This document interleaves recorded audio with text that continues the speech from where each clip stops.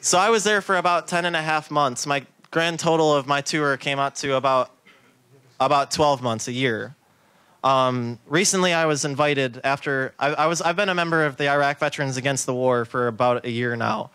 When I spoke out at the original Winter Soldier, I was invited to the UK by a man named Muazzam Beg.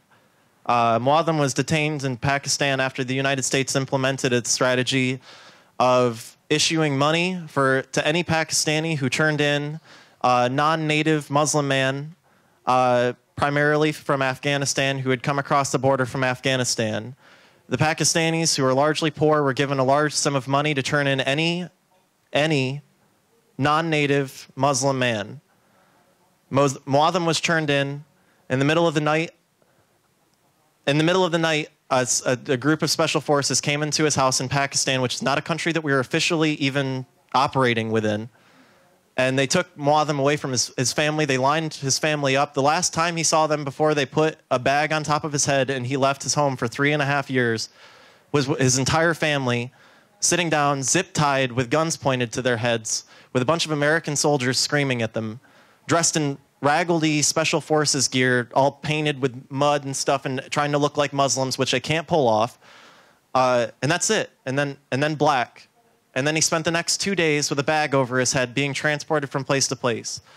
For 10 months, he was in Kandahar, and then for another 2 months, he was in Bagram.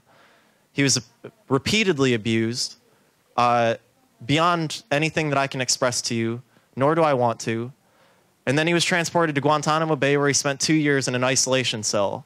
I read every detainee note on Muazzam while he was in Guantanamo Bay. I had a lot of time to look at computers, and we would take notes on the detainees, and Muazzam was in a cell by himself being stared at by a guard all day. So they took notes every 15 minutes. It was an entire history. It was an entire literary breakdown on the life of one detainee. I was fascinated. He invited me to England recently, and we did a speaking tour together. It was a ridiculous speaking tour. We did 22 speaking events in a month. I've never been more mentally and physically exhausted in my entire life. I would do basic training 6 times over before I chose to do that speaking tour again. Meeting with him and Jarala Omar El-Mari and Omar Dagayas was probably one of the most totally ridiculously absurd situations I've ever had in my life.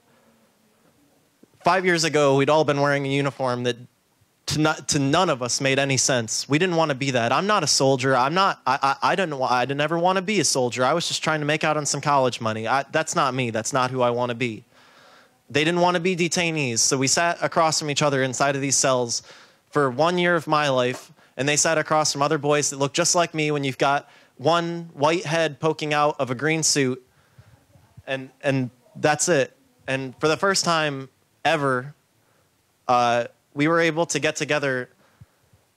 I can't even explain to you how ridiculous it is, how ridiculously simple it is to get together with these men now and not have any differences between them. Whereas once we were absolutely divided by this sick green metal wire that stood between us all day, every day, where I couldn't even touch a detainee unless they had shackles on their hands and feet and a waistband on their ankle, around their waist, without another guard there to protect me.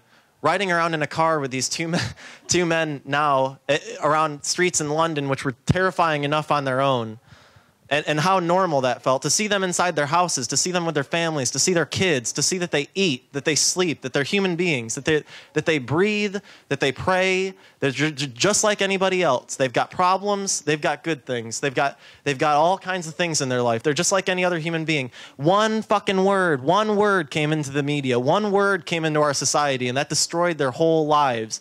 All of a sudden, terrorism became some kind of cult fanaticism, and everything was destroyed. That ripped everything out of their lives. People forgot that these people were human beings. That man sat in a cage for 3 years, being abused repeatedly, waiting for anybody to even tell him what he was there for. The people in Guantanamo Bay don't even get charges. What are we doing to our legal systems? I don't know how Germany handles theirs. I know that Europe's is all screwed up as well, but America, or England's is all screwed up as well. But America, we pride ourselves on our legal system. This is our legal infrastructure is something that we consider necessary to our democracy. Yet we'll do things like this, leave people in limbo for years on end without giving them anything that we consider to be mandatory human rights. If we're going to be dealing with you in any legislative system, you have mandatory human rights. One of them is if you're going to be detained, you at least have to have a charge and then a trial. That's just that's a logical progression of things. That's mandatory for a reason, so that people aren't abused in gross and disgusting fashion. And that's exactly what's happened. We've collectively wasted hundreds of years of people's lives between all of the men in Guantanamo Bay. How are we ever going to be able to apologize for that? Worse than that, we haven't even started to try. We've let these people out of their cages. We've sent them back to their homes with all the different traumas that they've experienced, with all the different psychological effects that are now going to haunt them for the rest of their lives, no matter how hard they try to get beyond it. And we haven't even said I'm sorry yet. We haven't even issued a single apology. We haven't even once just said the simple human thing, I'm sorry. Which is because we're not operating like humans. This whole thing is just not a human thing. We need to reevaluate this on a human basis. We need to consider these people human beings. This is ridiculous. This can't keep happening. You can't keep throwing 19-year-old boys down there to do these jobs, to detain these people, to strip their lives away. I'm sorry, I've gone on a rant, and I only have a few minutes left. But I wanted to, part of my problem with these things is that it seems as if it's just negative, and I don't know, I don't want to do that. I don't want to just provide you with negativity. I want to show you, I want to give you guys some part of the positivity that comes after military life. But since then, I've had a beautiful life. I've had amazing circumstances. I've seen wonderful things.